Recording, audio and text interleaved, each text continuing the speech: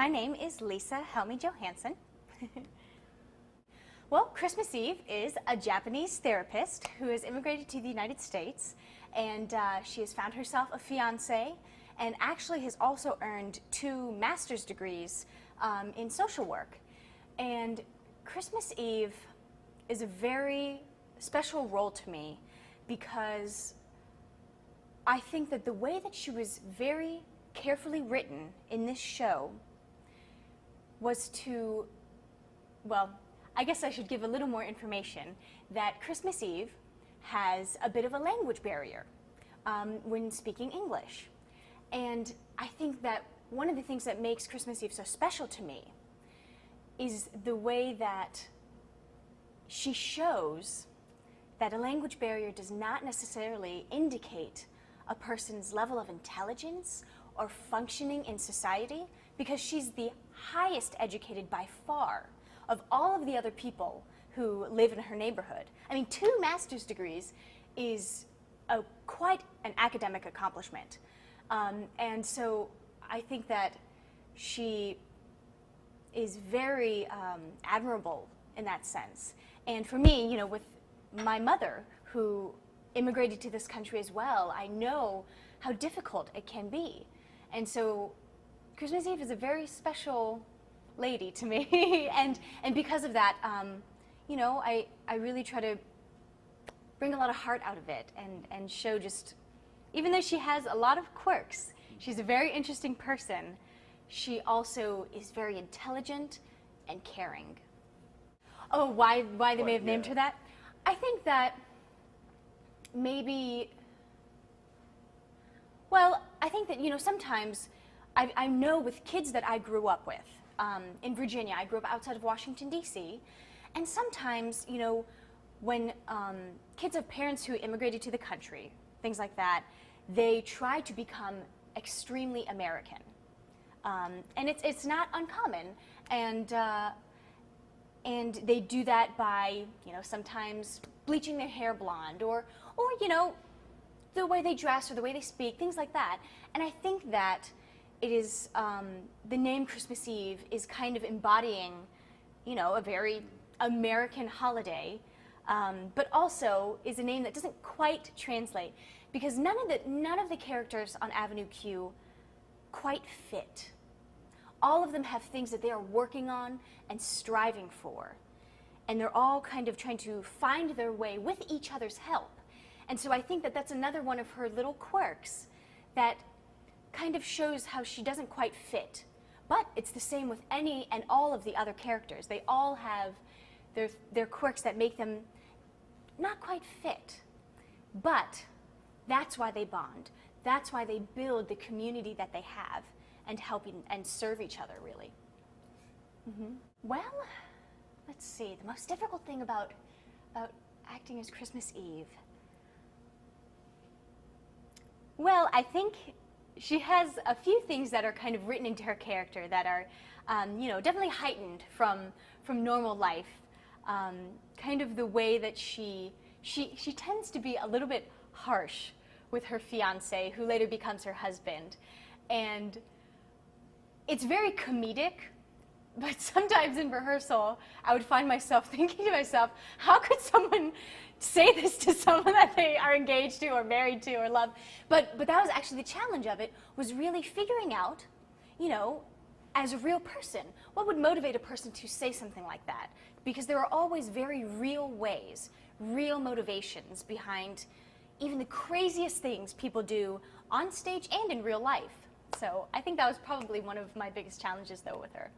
I think that, well, my friends would make fun of me for this, but I've been teased for many years that I tend to touch people a lot when I talk and laugh. As you can see, I use my hands a lot, even when I speak. And that's one of Christmas Eve's quirks, is that she tends to lovingly hit her fiancé, you know, kind of. And so that's one silly thing I have in common with her. But in a more, I guess, personality sense, she is a therapist, and she is actually not succeeding in her professional pursuits as a therapist, but it turns out that she actually ends up supporting her friends and really helping her friends work through problems. And sometimes I find myself in that position with my friends, which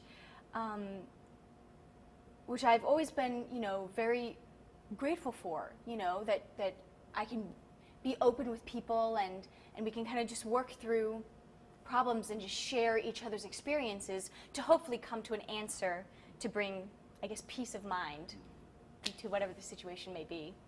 But so I guess sometimes I'm a little bit of a therapist to my friends. Still, a few songs that I watch consistently backstage because they are very fun. Also because our puppeteers are fantastic.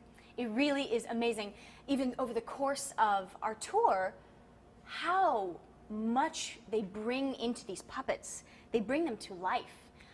So sometimes I like watching If You Were Gay, and what else? Oh, sometimes I like watching the song Purpose because they have these unique puppets that they have only in that one song. And they're very cute. I remember the first time I saw the show, I thought they were really neat and very funny. Oh gosh, but what else do I like? I think the show is brilliant. It's really hard. I could sit here and probably end up naming the most of the songs from the show. The More You Love Someone, yes. No, it's a wonderful song. Yeah. I am very glad and feel very blessed and privileged to be able to sing it because it's funny, but it's partly funny because it's true. Because the full lyric is the more you love someone, the more you want to kill them. and it's a joke because she's talking to her friend who's going through a lot of trouble with her boyfriend. And so it's kind of a beautiful song in a really funny way. It comes from a place of love for her, and it kind of explains her relationship with her fiance and later husband, and why sometimes she's able to be, like I mentioned, able to be kind of harsh with him sometimes, but it's because to her, she's showing her love to him, by encouraging him in these ways. Yeah. Okay. It is different, and I remember during rehearsal, I definitely caught myself many times where we'd be rehearsing a scene, and I'd be looking at the human, the person holding the puppet and operating the puppet, and I'd be in the middle of a sentence, and all of a sudden I'd shift my focus over to their puppet because, it was a little bit of a habit to break. And so I guess I ended up starting to form a new habit of focusing on the puppets. But like I said, our puppeteers just bring them to life. So it doesn't even seem strange to me anymore to be looking at a puppet instead of a person, But it definitely it took a little bit of adjustment at the beginning. Well, I think that there are a lot of really fantastic Asian roles that I, hope to have the opportunity to play someday. But there are also more and more opportunities for what they call colorblind casting, where your racial background does not matter.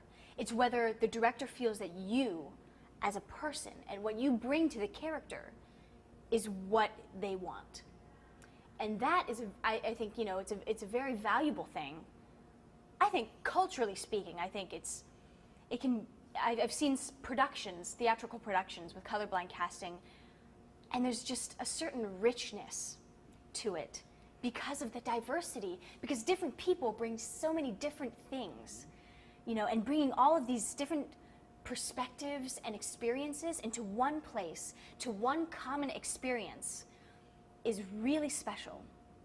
So I think that colorblind casting is an amazing thing, and really all I try to do is to do my best.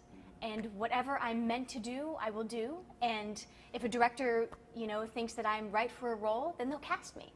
So I don't really let it intimidate me. I feel quite joyfully motivated to just keep pursuing things as best I can. Do you have... Hello, my name is Lisa Helmy Johansson, and I cannot wait for us to be able to bring Avenue Q to you all in Japan. We hope you love the show as much as we do.